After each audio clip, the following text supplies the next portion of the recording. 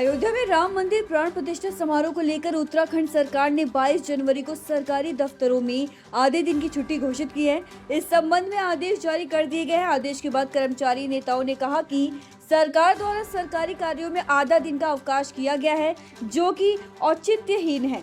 आदेश से नाखुश कर्मचारियों ने कहा कि क्या कर्मचारी शिक्षक पहले प्राण प्रतिष्ठा में भाग लेंगे और 2:30 बजे के बाद अपने कार्यालय में जाएंगे, जो कि असंभव है। सरकार अवकाश पर पुनर्विचार करके 22 जनवरी 2024 को पूरे दिन का अवकाश घोषित करे। इस दौरान भाजपा के राष्ट्रीय सह कोषाध्यक्ष व राज्यसभा सांसद नरेश बंसल ने भी मुख्यमंत्री से सार्वजनिक अवकाश घोषित करने का अनुरोध किया है। उन्होंने इस संबंध में मुख्यमंत्री को एक पत्र भी लिखा था। बंसल ने अपने पत्र में कहा कि 22 जनवरी को श्री राम जन्मभूमि मंदिर प्राण प्रतिष्ठा कार्यक्रम है। इसकी उत्तराखंड समेत पूरे विश्व में भव्य आयोजन की तैयारी चल रही है। पूरा देश इस समय राममय है। आस्था और विश्वास का यह महापर्व धूमधाम से मनाया जा रहा है। अयोध्या में जहां रामलला की प्रतिमा की प्राण प्रतिष्ठा को लेकर देश में उत्साह का माहौल है, वहीं देवभूमि उत्तराखंड भी राममय दिख रही है। देहरादून के घंटाघर पर स्क्रीन पर दिख रही भगवान राम की तस्वीर खासा आकर्षण का केंद्र बनी हुई है। शहर में बड़ी शोभा यात्राएं निकाली जाएंगी। इसके चलते अगले 4 दिन तक देहरादून में यातायात प्रभावित रहेगा। आपको बता दें कि देहरादून के झंडा बाजार के रहने वाले रोशन राणा भगवान की मूर्तियों को नए रंग रोगन के साथ मंदिरों के सुंदरीकरण में दिन रात जुटे हुए हैं। रोशन अपनी टीम के साथ समिति साधनों से ही मंदिरों के कायाकल्प को बखूबी अंजाम दे रहे हैं। केमिकल एजेंसी में कार्यरत रोशन राणा भी महाकाल सेवा समिति के संस्थापक हैं। वहीं झंडा बाजार स्थित संस्था कार्यालय से 27 लोग जुड़े हुए हैं, जो अपने खर्च से ही पुराने मंदिरों को संवारने में लगे हैं। वहीं रोशन राणा ने बताया कि अभी तक महानगर के 2 दर्जन से अधिक मंदिरों का सुंदरीकरण किया जा चुका है। उन्होंने कहा कि प्राण प्रतिष्ठा समारोह को देखते हुए महानगर के झंडा बाजार और खुड़बुड़ा स्थित सीताराम मंदिर में साफ सफाई, प्रभु के तीर कमान, भगवान के सिर के मुकुट को नए स्वरूप में रंग रोगन किया गया है।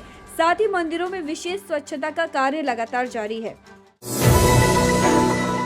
अयोध्या में रामलला के दर्शन करने वाले भक्तों के लिए अच्छी खबर है। उत्तर रेलवे ने 20 अलग अलग स्थानों से आस्था स्पेशल ट्रेनें चलाने का प्रस्ताव रेलवे बोर्ड को दिया है। इनमें से 8 ट्रेनों का शेड्यूल जारी कर दिया गया है।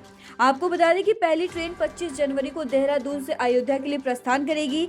आस्था स्पेशल के नाम से चलने वाली ये ट्रेन 27 जनवरी से अयोध्या पहुंचेगी। इसके अलावा रेलवे ने फरवरी से देहरादून, योग नगरी, ऋषिकेश और हरिद्वार से चलने वाली ट्रेन का भी शेड्यूल जारी किया है। रेलवे के अधिकारियों के अनुसार अयोध्या में बन रहे भव्य राम मंदिर और रामलला के दर्शन के लिए उत्तराखंड के लोगों के लिए रेलवे ने यहां से सीधे ट्रेन चलाने की योजना बनाई है। हालांकि देहरादून में अभी रेलवे प्रशासन को इसके बारे में जानकारी नहीं है, लेकिन दिल्ली से इसके लिए शेड्यूल जारी कर दिया गया है। वहीं रेलवे की ओर से अयोध्या के लिए चलने वाली ट्रेन का फरवरी महीने का भी शेड्यूल जारी कर दिया गया है। 1 फरवरी को सुबह 11 बजे देहरादून से सीधे अयोध्या के लिए चलने वाली ट्रेन 3 फरवरी दोपहर 2:55 पर अयोध्या पहुंचेगी। इसका किराया 1600 रुपए तय किया गया है और इसकी बुकिंग 21 जनवरी से शुरू होगी। रक्षा मंत्री राजनाथ सिंह आज शुक्रवार को जोशीमठ के ढाक पहुंचे। यहां से वह देश की विभिन्न जगहों की 35 परियोजनाओं का लोकार्पण करेंगे। वहीं कार्यक्रम में मुख्यमंत्री पुष्कर सिंह धामी भी मौजूद रहेंगे। आपको बता दें कि बीआरओ की तरफ से जारी बयान में कहा गया है कि रक्षा मंत्री राजनाथ सिंह आज जोशीमठ के पास ढाक में भारत चीन सीमा को जोड़ने वाले जोशीमठ मलारी हाईवे पर बनाए गए पुल का लोकार्पण करेंगे। यहीं से वर्चुअल माध्यम से बीआरओ की ओर से देश की विभिन्न जगहों पर बनाए गए 28 पुल और 6 सड़कों का भी लोकार्पण करेंगे। रक्षा मंत्री दोपहर करीब 12 बजे हेलीकॉप्टर से जोशीमठ पहुंचे और वहां से सड़क मार्ग से ढाक पहुंचेंगे। वहीं रक्षा मंत्री के कार्यक्रम को लेकर एसपी रेखा यादव ने पुलिस कर्मियों को ब्रीफ किया। वहीं एसपी ने निर्देश दिए कि वीआईपी रूट पर त्रुटि रहित सुरक्षा व्यवस्था सुनिश्चित की जाए। एक ओर प्रदेश के मैदानी इलाकों में घना कोहरा छाने से ठंड का प्रकोप जारी है, तो दूसरी ओर पहाड़ी इलाकों में बर्फबारी न होने से पर्यटकों को मायूसी हाथ लग रही है।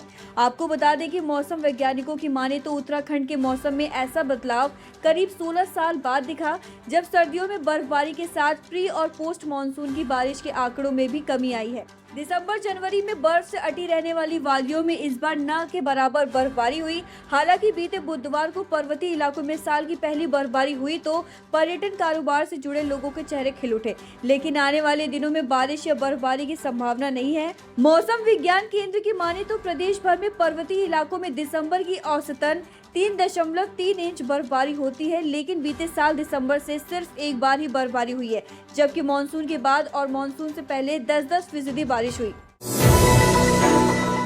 बद्रीनाथ धाम में हुई बर्फबारी के बीच श्री राम जन्मभूमि के अक्षरतौर निमंत्रण बद्रीनाथ धाम पहुंच गया है। इस दौरान जय श्री राम की जयकारे लगने लगे। आईटीबीपी के जवानों सहित बद्रीनाथ में मौजूद संतों को विश्व हिंदू परिषद के कार्यकर्ताओं ने निमंत्रण और अक्षर दिया। आपको बता दें कि चमोली के बद्रीनाथ धाम में आज देर शाम को अचानक मौसम बदला। इसके बाद बर्फबारी हो गई। बद्रीनाथ धाम ही नहीं बल्कि हेमकुंड साहिब में भी बर्फबारी हुई है। भारत तिब्बत सीमा पुलिस बल यानी आईटीबीपी कैंप के पास माड़ा में देखते बर्फ की सफेद चादर से पूरा कैंप एरिया ढक गया। इधर बद्रीनाथ धाम में दोपहर के बाद बर्फबारी शुरू होने से जहां ठंड बढ़ गई, वहीं विहिप के कार्यकर्ता बद्रीनाथ धाम में पूजित अक्षत और निमंत्रण कार्ड लेकर भगवान बद्री विशाल को निमंत्रण देने के लिए भी पहुंचे। इसके बाद गर्मजोशी से जय श्री राम के जयकारे लगाए गए। बताते चले कि यहाँ मौजूद भारतीय सेवा आईटीबीपी के जवानों के साथ कुछ साधु संत प्रशासन की अनुमति के साथ यहाँ रहते हैं। उन्हें इस समय श्री राम मंदिर का निमंत्रण और पूज्यता अक्षत बांटने के लिए कार्यकर्ता यहां पहुंचे थे। इस बीच बर्फबारी हो गई और भगवान बद्री विशाल मंदिर का बाहरी परिसर जय श्री राम के जयकारे से गूंज उठा।